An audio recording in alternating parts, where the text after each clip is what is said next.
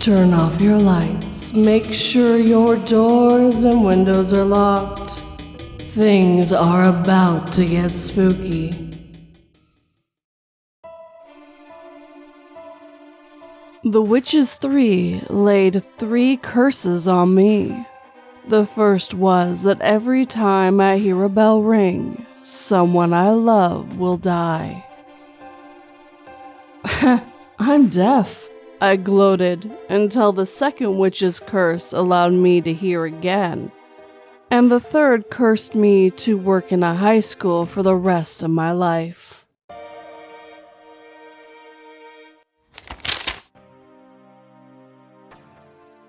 I saw the ghost of a missing child by Anonymoose, narrated by Phoenix Fire.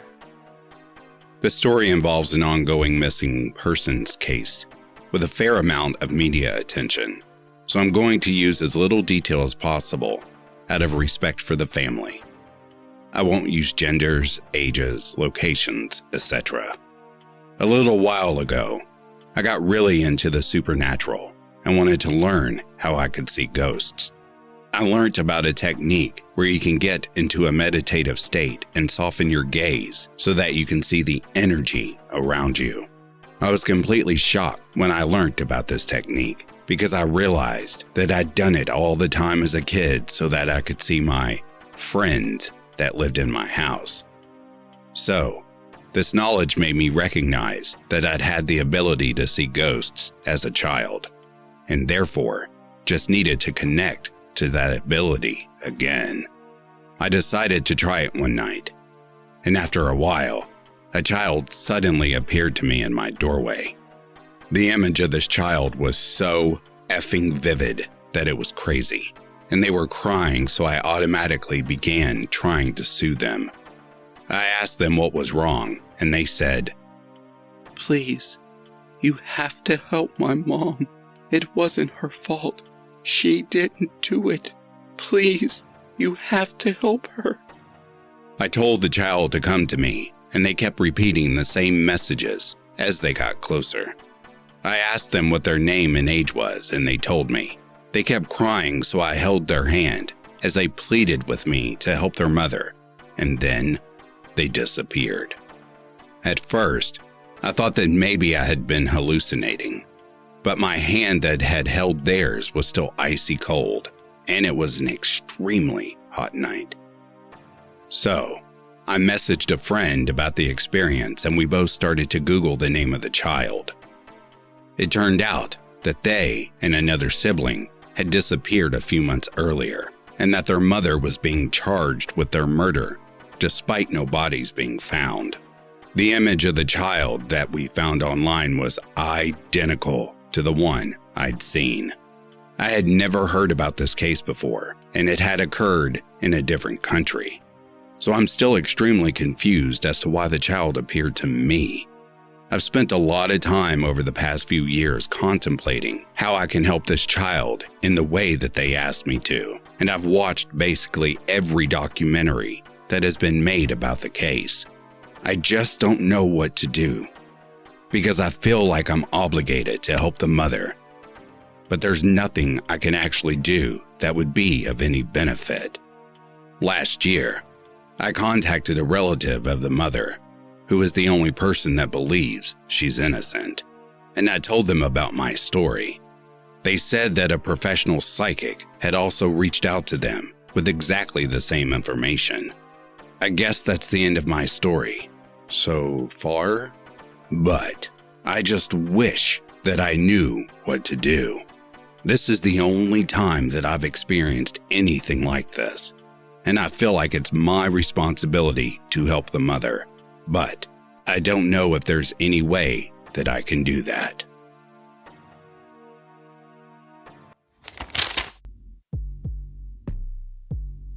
My crazy mother told us the best movies were those that were the most realistic.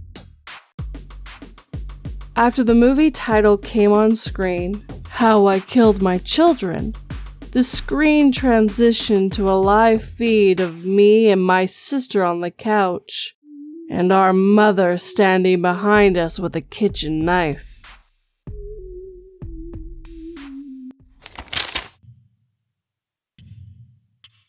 My Paranormal Experiences as a Child by CommieChild. I never really brought this up to many people. I've only ever told some of my friends and my cousin. When I was 5, I experienced constant nightmares and strange activities after the death of my baby sister and grandpa. My parents had my baby sister, who sadly passed away 3 days after birth due to birth malfunctions. I only had 3 memories of that time. Me playing in the child area with my grandma, me receiving some dinosaur books to keep me company, and seeing her for the last time before she was taken off life support. I have no other memories of her. Shortly after she died, my grandpa died as well. I actually spent quite some time with him, but oddly enough, don't have that many memories of him. Shortly after both of their deaths, I started to have constant nightmares of what seemed to be sleep paralysis. I would wake up frozen in my bed, voices would go off in my head, and my bed would start rapidly spinning. The most vivid memory of this would be the strong pain I would feel in my back that seemed like someone was stabbing me. These dreams would progressively get worse, and the pain I feel in my back would become more painful. The voices I heard became louder, and eventually I started to see a figure in my room. Strangely enough, I only had one paranormal experience while living in the apartment I was having these dreams in. It was the middle of the night and my mom was in the kitchen cooking. The way the apartment was laid out was the kitchen was next to a long hallway where the bedrooms were located. I was sitting at the end of the hallway, which was right next to where my mom would have been cooking. I was playing with my stuffed dinosaurs and decided to throw one at the end of the hallway. A strange feeling overcame me, and I could do nothing but sit there in silence and stare at the toy I threw. I can vividly remember the toy sitting up and started moving towards me. I wasn't scared, but I knew something wasn't right either. I tried to call out to my mom, but couldn't yell as it felt like I was out of breath. As the toy neared me, it fell over and I could feel myself escape the trance I was in. At that point, I felt nothing. I was still not scared and I didn't tell my mom about what happened. This was the only paranormal thing that happened to me in this apartment, other than my reoccurring lifelike nightmares. About a year into this happening to me, we moved to a duplex further into the city we lived in. There was a small break on the nightmares I had, but they reappeared shortly after.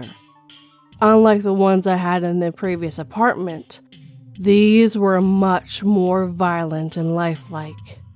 The nightmares were usually consist of an order like this.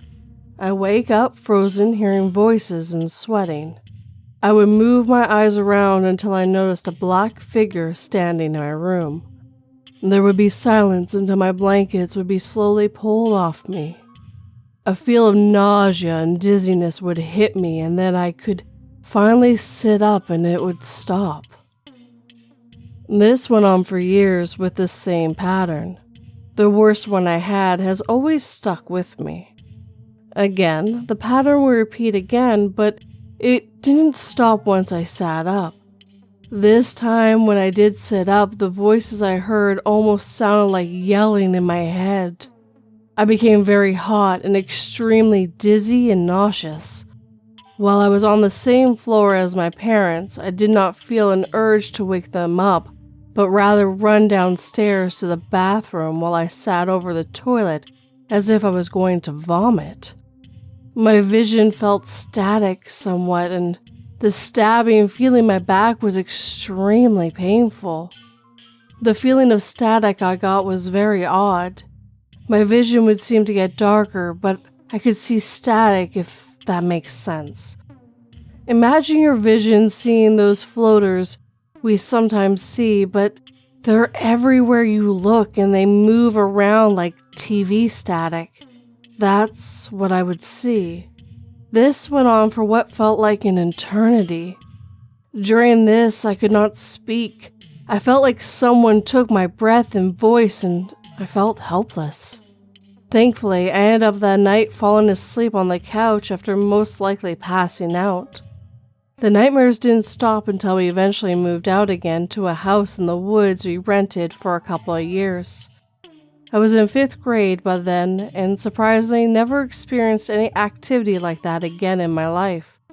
I would have nightmares every now and then, but they were never as scary as the ones I had previously. I never had any paranormal experiences either. I recently brought this up to my cousin, and he told me he felt odd about both the old apartment and duplex I lived in at the time. He said he always felt like there was a bad presence in those houses, which is why he never spent the night. Has anyone else had the feeling as well? I remember it so vividly, but I can never understand why it happened, or why it stopped so abruptly.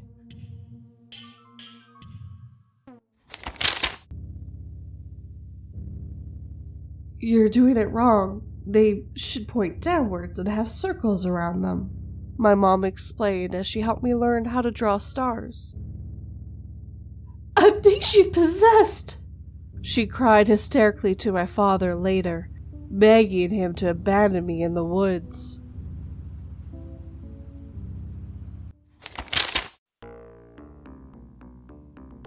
After years of sitting on this experience, I just want to know a simple why. By DanBrownWroteIt. Narrated by Interscare Wifey. Hi all. There recently was a thread about what made you believe in ghosts. I will start with the same context many probably have said before, but I was an extremely skeptical individual. I believe that the majority of events that occur can be explained by logical explanations. That was until both myself and my wife had our experiences with several unexplainable events. I want to context that these events have changed both my wife and myself's views on many things, including the paranormal. Events took place around 6 years ago. Wife and I were staying at my father's house after he passed away. Everyone in the family spoke about the house being haunted as long as I can remember. Personally, never had anything weird happen prior to this, and overall just chalked it up to that side of the family being overzealous storytellers. We were at the house for around a week to clean it out, as it was around 6 hours away from where we lived. There were several weird events leading to the final event that changed myself and my wife forever. To give a better context, the house itself was a postage stamp style Victorian house with 2 floors and a semi-finished apartment style attic. First event. I was going up into the attic to work on cleaning out some of my stuff that my father had up there. He was an avid collector of NASCAR diecast, and other collectibles and things were everywhere. On my way up the steps, I was on the phone with my wife who had went to get food when I saw the handle on the attic door twist and the door slightly open. This area we were in was not necessarily dangerous, but it was far from nice. I instantly thought someone had broken in and immediately ran up to investigate. I searched everywhere and could not find anyone. In retrospect, it was idiotic to go up there alone, as if someone was up there. I was not prepared to handle it. Grief makes emotions just dull, including fear. Second event. Wife, myself, and a childhood friend were in the same attic cleaning out items. In the attic, there was a thick old shag carpet that had been up there since the 70s. Since it was a semi-finished attic, one room was for storage and was where my buddy was working. I look at my wife, who was literally just pointing at the door. We both watched the door for that room close slowly on my buddy.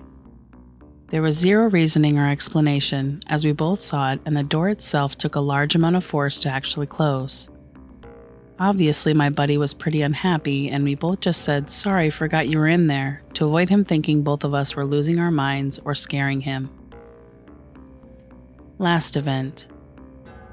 The last night we ever stayed there, we slept on the second floor in the master bedroom. The bedroom itself was positioned so the headrest of the bed's wall was aligned with the set of stairs coming up.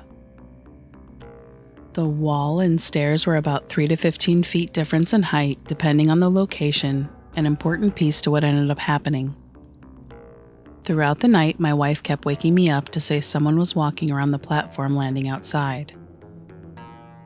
I looked and did see what looked like a shadow under the door frame, so I immediately opened the door and braced for what I assumed was an intruder. Again, nothing was there, even after searching the house extensively. Later that night, I'm awoken to sounds of scratching in the wall behind my head. My wife is awake already and looking at me oddly terrified as she hears it too. I assume it's a rat or some type of animal. While weird, it was directly behind me would not be far-fetched as a possibility, since the house did have critters in it. In a tired rage, I turn around and just punch the wall to scare it off. Within a second, something punches back on the wall with such force that it shakes the entire thing. We both then hear footsteps stomping and running away from us and up the attic stairs. At this moment, we are both at a loss for words and immediately pack up with our son and leave. We call the police and just assume it has to be somebody who broke in until the next day when we started to think about it. The area where the scratching was occurred was above the steps, a good 10 feet, and even an extremely tall man would have trouble reaching with a ladder. However, even if they could reach, what we couldn't explain is how this thing ran on a floor that literally did not exist. The sound of running was not going up the steps, but as if there was a hallway floor directly behind the wall, which there was not. The police found no signs of a break-in or of any intruder being there. The security camera ring outside never had any alerts or saw anyone coming in. We ended up selling the house as is with everything in it and never stayed over there again. I came down briefly a few weeks later to finish up some final business and just went to tell my father goodbye at the house. Upon entering, the house just felt so hateful.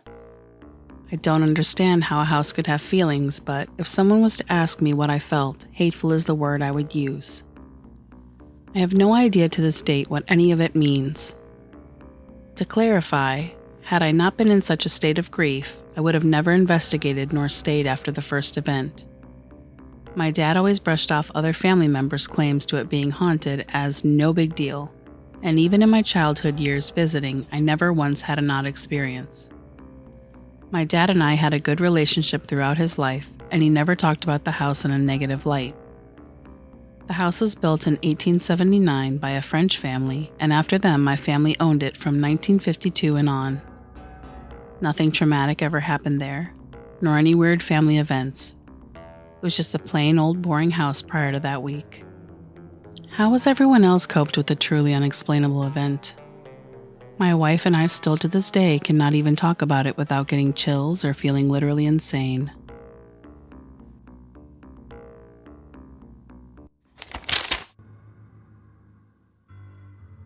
My mom told me, if you get lost, look for an adult with a kid and ask them for help. While approaching a man with a little girl, I wasn't aware she didn't get the same advice.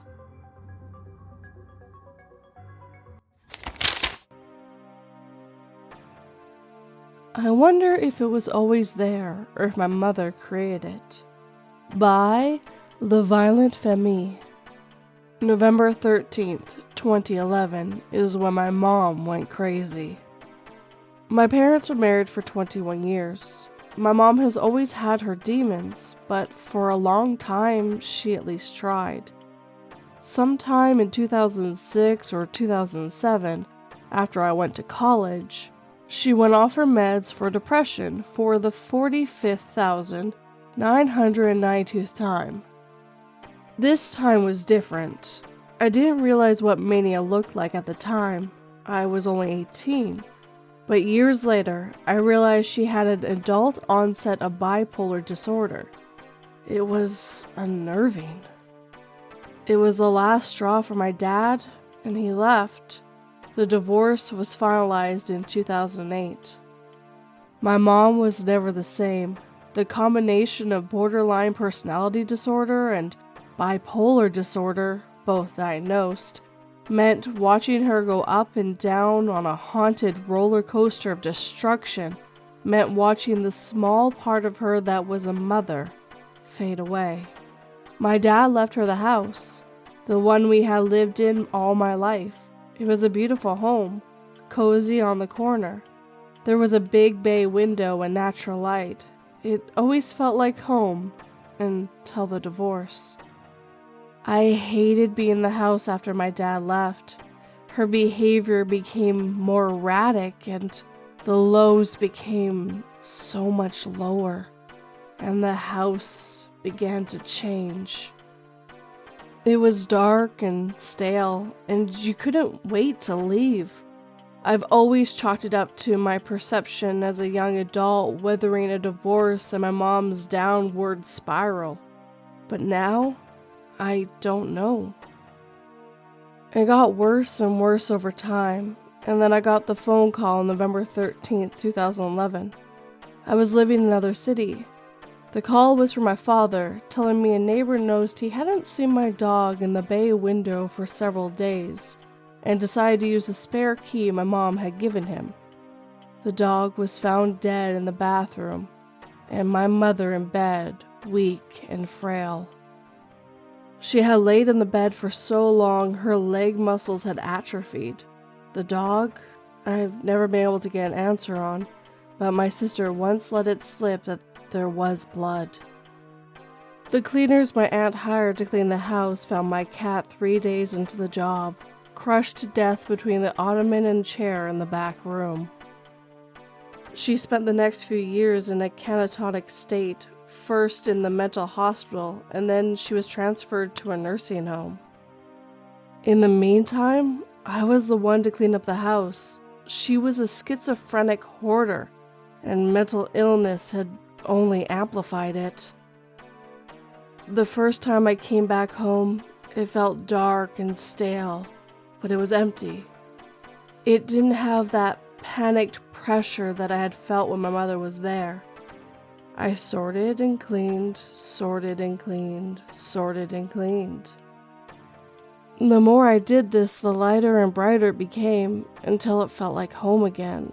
Not really, but kind of. There was always a bit of staleness there, but I attributed, and perhaps still do, to my subconscious awareness of what had happened there. The one thing I noticed about the house was the lightness could become dark in the blink of an eye, and everything was gradual, if that makes sense. You never notice things until you were consumed by the stale darkness. It was like a cloak coming over the place in one steady swoop. It was odd, but how can you explain it?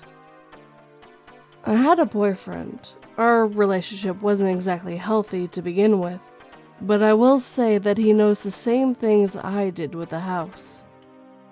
There were 3 specific incidents with that house. First incident. One day, it was me, him, and one of his friends sitting in the middle of the room when we heard the distinct sound of the front door opening. They went to go check, and it was closed, with no signs of being opened. The thing about the door is that it was as old as the rest of the house. The door had become difficult to open and close. In order to open it, you had to put your shoulder into it. But in order to close it, you had to thrust your body weight against it several times before it would shut. We heard it open, but we never heard it shut. That was impossible. 3 people heard the exact same thing. The second incident. My ex and I were sitting in the middle of the room once again. We were in our office chairs at our desks talking about something when we distinctly heard several cracks overhead and suddenly smashed directly, and I mean directly, over my head in the attic. It was as if someone took several steps until they were overhead and had either a plate or a glass bong, That very specific glass-shattering sound, and threw it with great force. The sound was so incredibly clear. My ex and I locked eyes with each other and he whispered, "There's somebody in the attic." I was gone. I bolted out to the garage and backed my car out and parked it in the driveway. My ex came out to meet me and convinced me to stay where I was in the car, as he called his best friend, the same one who heard the front door open/not open, and asked him to come with his gun so they could search the attic. His best friend arrived in less than 2 minutes with his weapon. They both went inside the house and searched the place from top to bottom as I sat in the driveway. The way this house was set up was it was on a corner lot. The side gate faced the street and there was a bay window that wrapped around the house and stretched almost to the front door. We still had the blinds pulled up. This meant that from my vantage point, I could see inside half of the house, and if anyone exited through the only 2 exits in the house, the front door and the side gate, I could even see the back fence from where I was, and I would see them. I could even see the roof. It was not a large home. I'd be able to see if anyone was making an escape. As I waited for the boys to return, I half expected to see a homeless man scrambling out of the house. It was the only thing that could explain the sound of something being thrown right above my head. The boys completed the search of the home. Nothing and no one was to be found. I asked if they checked the attic. Thoroughly, they said. I believed them. The thing about the attic of that house is that it wasn't a true attic. The rafters were set up in such a way that a person could not walk around freely up there. If they did, they would fall through the ceiling. There was a light switch up there, and the boys had examined every square inch of the attic. There was no sign of life to be found. No glass, nothing. It would be easy to write off as a strange sound the old house had made if it wasn't for one thing my boyfriend was insisting on: the footsteps he had heard leading up to the crash. He was adamant. He had heard the footsteps above him as they walked to the spot right above me. He had heard the wood slightly creak as if someone had lifted its arms up to throw something with force. I wear hearing aids, so I missed out on a lot of the sounds. But I had heard the creaking before the smash, and I knew by then when my boyfriend was being sincere. I believed him even to this day as to hearing those footsteps. The third incident. We were in the house for 2 or 3 years. I split my time between there and down south for college. My boyfriend stayed behind in the house. He would mention that there were times he just knew he wasn't alone, but no other specific incidents took place. The house began to get darker. Our fights grew worse and more violent. Something happened to my mind. It all happened gradually until it was horrible, a point of no return. To this day, the depression I felt there is like nothing I have ever experienced before. It changed me. After one particular savage fight, I went for a drive and came back. I was alone. He was not there. I entered through the back door and was greeted by a wall of darkness. It was stale, cold, dark. Even though all of the lights were on, you could barely breathe. I snapped. I yelled at the darkness in the kitchen for no particular reason. "Get the fuck out! Go away! I see you! Go! I'm sick of you!" It retreated. I swear to you on my son, I visibly saw the darkness shift backwards.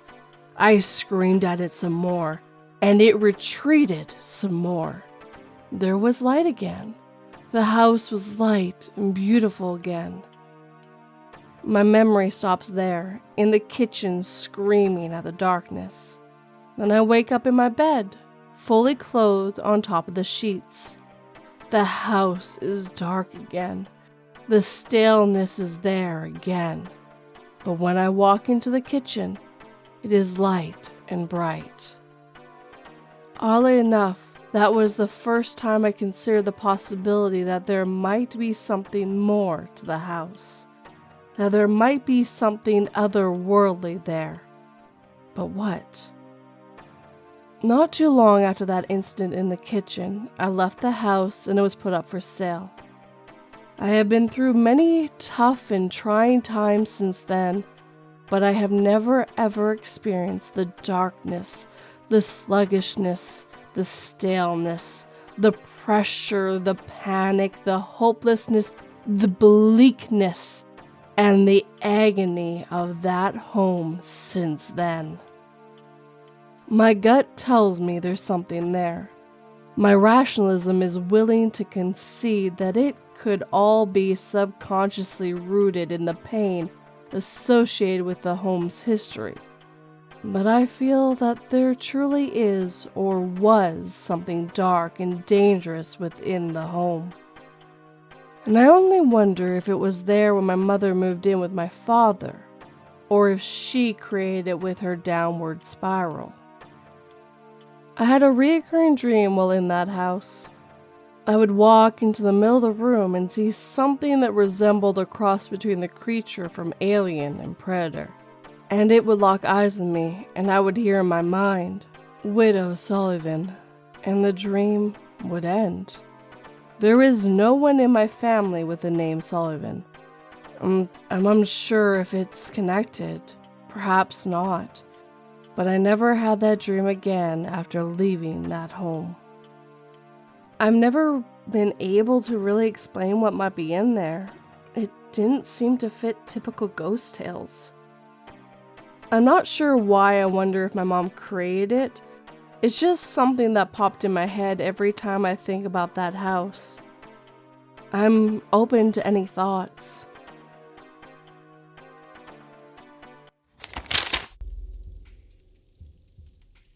The tinfoil had to stop aliens from reading my mind, I explained to the other people in the elevator when they gave me weird looks. The weird looks turned to an eerie, knowing smile as they all said in unison, "It doesn't work."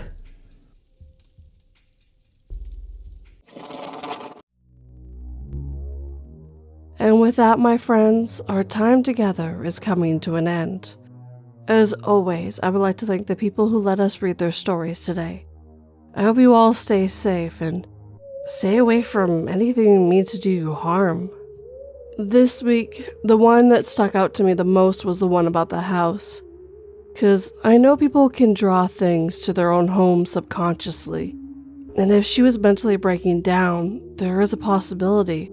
Or if the things were already there, maybe they fed on her negativity.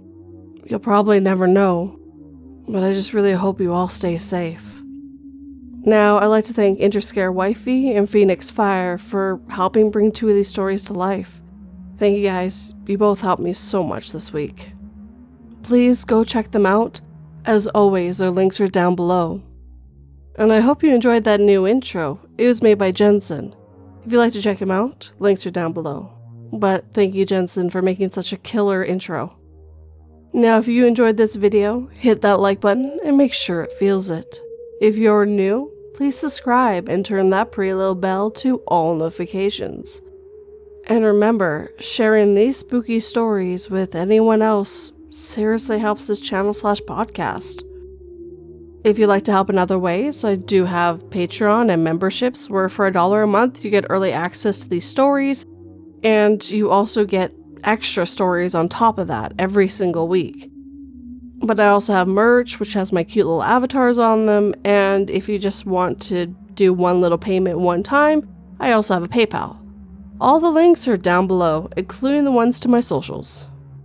Now, last but never least, I would love a comment, but I gotta get you that Sunday word first. On screen right now is everyone who left me a comment about 2 weeks ago on my sci-fi stories. But thank you guys as always. You're always so patient. Now, let's get this Sunday's word. And this week's word is note. Because that's what I want you to do. Leave me a note. I know, it's corny, but I thought it'd be kind of funny. So write me a sentence down below using the word note, and you'll be in next week's video/photo. I also wanted to say before I went that sorry for taking last week off. I lost my voice for a few days, and by the time I got it back, I didn't have enough time to narrate some stories and get them to you. And my voice still wasn't that great when I did get it back. If you guys watched my shorts, you completely know I sounded not that great. But as always, guys, thank you so much for watching and listening. It really means the world to me. Sleep tight and don't let 42 bite.